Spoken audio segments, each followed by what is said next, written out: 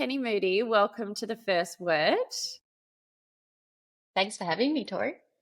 It's such a pleasure. And obviously, you've got your book, The Joy Thief. So for anyone not familiar, it basically goes through your experience with obsessive compulsive disorder, but more so you go so deep and so wide with your research, not only in Australia, but around the globe. So for anyone who is suffering with OCD or who knows someone who's having a tricky time, it's an absolute must read. So first of all, thank you for writing it because it's very brave.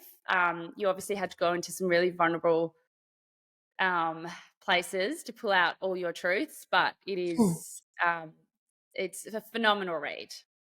Thank you. That's very kind. Thanks, Tori. Did it take a little while to sort of grow the balls to put the pen to paper, or were you just ready at that point in your life to bring it all out? Yeah, look, it wasn't easy to do. I think I'd gotten to a place where I felt ready to talk about it. Not because I wanted to talk about it, really, but because I felt like not many people were talking about it. And I think that's a huge problem because it just makes everyone feel so much more isolated and it just becomes even more misunderstood.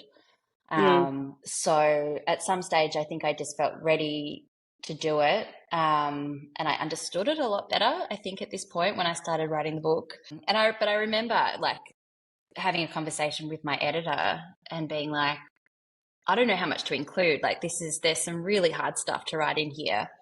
And I don't know what to include and what not to include. And her advice was like, just put it all in and then we can edit out afterwards. But like in the end, we didn't edit anything out. We just kept it in there. And I just thought like, what's the point of writing a book that's not honest? Like there was absolutely no point in doing it because there's enough books out there that explain what OCD is, but I don't think there are enough stories out there about how it can look day to day. So that's why I did it.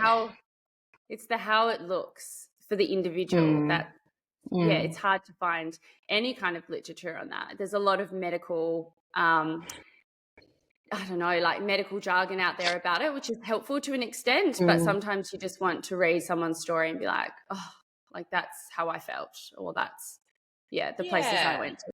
Yeah. Yeah, absolutely. I think my number one aim for the book was to try to help people feel less alone. That was my absolute number one reason for writing it. So, I think if I'd taken a lot of that stuff out, I don't think it could have done that.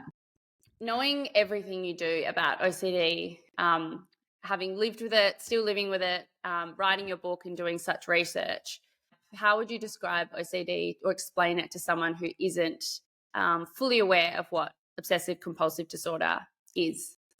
Yeah, so OCD, I guess, usually involves the presence of like recurrent and persistent thoughts or images or feelings or urges, which generally cause quite a bit of anxiety or panic. And to deal with that panic, usually you develop certain behaviors, which are the compulsions, I guess, to try to feel like you have some control over the obsessions. So I guess that would be the most simple way I could describe it. And usually I think to be diagnosed, it's usually got to take up a lot of your time and or cause significant distress. Yeah. So these are not things that you want to be doing.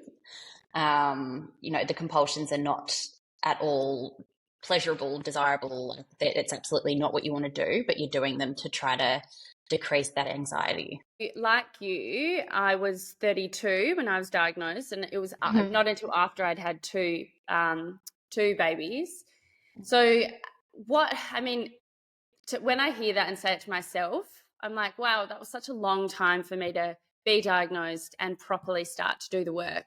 In your experience, why do you think it took 31 years, I think, in your case? What was holding you back from being really candid with your psychologist and putting it all on the table in order to get that clear diagnosis? I think that's a part of it. I think that's one part of it, is perhaps people with OCD not feeling comfortable enough to really delve into what's going on in their mind. But I don't think that's the only thing that's holding people back from being diagnosed. I think there's such a general misunderstanding at an individual, community, professional level. So it means that people who are often sitting in front of someone with OCD who might be diagnosing them won't even have necessarily the correct sort of information about what OCD is and isn't. And just the way it's presented, I guess, you know, in the media as well, it can be so wrong, basically, and so simplified. I think that adds to it all. But yeah, to your point about not feeling comfortable about divulging what was going on, yeah, I guess I was constantly misdiagnosed with sort of general anxiety disorder, because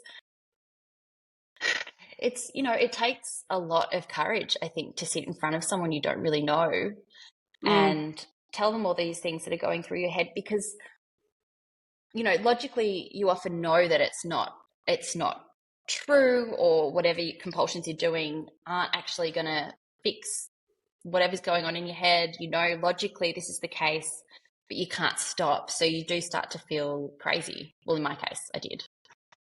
So I guess it's that fear of judgment from someone else. And I think that can be really hard to get over. I think the rational side of your mind versus the irrational, I guess, the irrational part of OCD is a tricky one to ever say out loud. Like if I said to someone, I used to pull over all the time because my bag was crossing my body and I had an intrusive thought, and to get that away, everything had to be uncrossed. So if I said to someone on the way here, I had to pull over 3 times and allow that to happen, even though it took 10 seconds, my fear is that they would look at me and go, that's crazy. Just be rational. Like whatever you're thinking or whatever you're worried about, you uncrossing your bag or your seatbelt is not going to solve anything. And B, you're living in a way that isn't sustainable. Like you can't always be doing those things. However, with someone with OCD, the fear and anxiety that builds up if those compulsions aren't lived out is so greatly felt. It's a really tricky one to honestly say out loud. This is what it looked like today. This is what I did. These are the actions I took, the mantras I said in my mind. Yeah. And this is how many times, going back to your point on time, this is how many times I did it. Could be 4, could be 10 on a bad day, could be 20. But it's that irrational side of it makes it really hard, because I guess you fear, in my case, I fear maybe not judgment, but I almost feel a bit embarrassed to say it out loud. I totally empathize with that completely. And I think so many people with OCD feel exactly the same, Tori. I think it all comes back again to this real misunderstanding around what OCD is. And people's response to someone with OCD will often be, like you say, just stop. Like, just stop. Nothing bad will happen. It's okay. And that it's futile. It's absolutely futile, because we know that that it is illogical. And yet if we could stop, we would. That absolutely just stops a lot of people from being honest about what's going on completely. So you talk about in the book when you were younger and you had distressing thoughts, you would often seek reassurance or guidance from your mum. So nowadays that you're busier and you've got little kids, when you are in a situation where you have quite a distressing thought or an intrusive thought, do you still find yourself seeking reassurance from somebody, whether it be a partner, Googling it, calling a friend, or has it changed over time and as you've matured? It's not really so much about maturity, I guess, for me. It's the fact that I went really hardcore with exposure and response prevention therapy, so ERP therapy. I was diagnosed at 31. I started seeing a psychologist who had a lot of experience in treating OCD, and she did ERP. And and ERP is a really scary thing for a lot of people with OCD to do because you've got to face your fears head on. But I was just at that point of just like, yeah, I had a 1.5-year-old or 2-year-old at the time. And I was just like, I can't keep going the way this is going. I will never be present for him if I don't do this. So I just kind of like went headfirst into it, and I went really hard, and I did all the things that I was told to do, and it didn't fix it straight away. It's not fixed, but like, I guess it just over the years I've kept doing it, and I really noticed a change. I noticed a decrease in doing the compulsions. I mean, I do the ERP. I'd really consciously try to stop carrying out the compulsions. And then after a while, I noticed that loop, that cycle that had been going all my life was like really slowing down. So exposure and response therapy, for those who don't know, is basically challenging, I guess, the need to carry out a compulsion and allow yourself to see, okay, well, if I'm fearful of something happening, and allowing that, not in a full scale, but putting a boundary around it and sort of dipping your toe, and then to see that nothing bad happened. Yeah, I mean, it's not even really putting a boundary around it. It's going full, basically headfirst into it. Like if you, not initially, this is why you've got to do it with someone who knows what they're doing, and you start at a reasonable level. Like you won't start at a 10 out of 10 fear. But for someone who has a contamination fear, for example, they might be with their psychologist, and the psychologist might get them to, when they're ready, put their hand inside a bin and then lick their hand, for example, and then sit with the discomfort, obviously, that will arise around, oh my gosh, what will happen? Will I get sick? If I get sick, what will happen then? And kind of just sitting with all that anxiety, because the truth is that the anxiety, especially when you first do it, like it'll be there. Like it will really be there. And the idea is that the more you do it, the more you see that the anxiety decreases and decreases and decreases. But you've got to do it enough times for that to happen.